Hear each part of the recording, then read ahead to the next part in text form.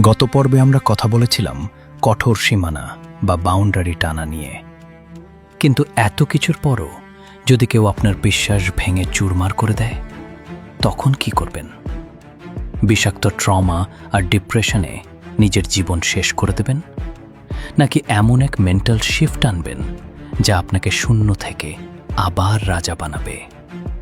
আজ চতুর্থ পর্বে আমরা কথা বলবো ধোঁকা খাওয়ার পর মানসিক ট্রমা কাটিয়ে ওঠার চূড়ান্ত মনস্তাত্ত্বিক ফর্মুলা নিয়ে।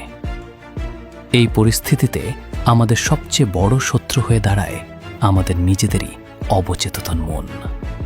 সে বারবার আপনাকে অতীতে ফিরিয়ে নিয়ে যেতে চাইবে, পুরনো ভালো স্মৃতিগুলো দেখিয়ে আপনাকে দুর্বল করতে চাইবে। সাইকোলজি বলে একে বলে ইমোশনাল ট্র্যাপ।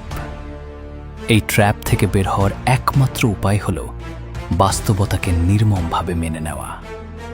যে গেছে বা যে বেইমানি করেছে তাকে জোর করে মনের খাঁচায় আটকে রাখার চেষ্টা করা মানে নিজের আত্মসম্মানকে প্রতিদিন বলি দেওয়া।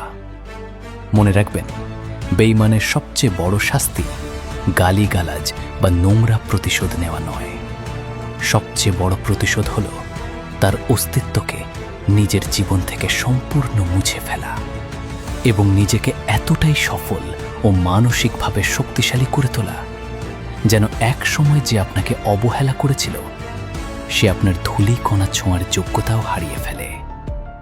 আপনার নীরবতা আর আপনার অবিশ্বাস্য সফলতাই হবে তার জীবনের সবচেয়ে বড় অনুশোচনা। নিজের সমস্ত ভাঙা এনার্জিকে এবার নিজের ক্যারিয়ার আর স্বপ্নের পেছনে ঠেলে দিন। অতীতকে লাথি মেরে নিজের নতুন সাম্রাজ্য করার লড়াইটা কিন্তু সহজ নয়। কিন্তু কিভাবে নিজের এই ক্ষতবিক্ষত মনকে শতভাগ হিল করবেন এবং এই বিষাক্ত চক্র থেকে চিরদিনের জন্য মানসিক মুক্তি পাবেন?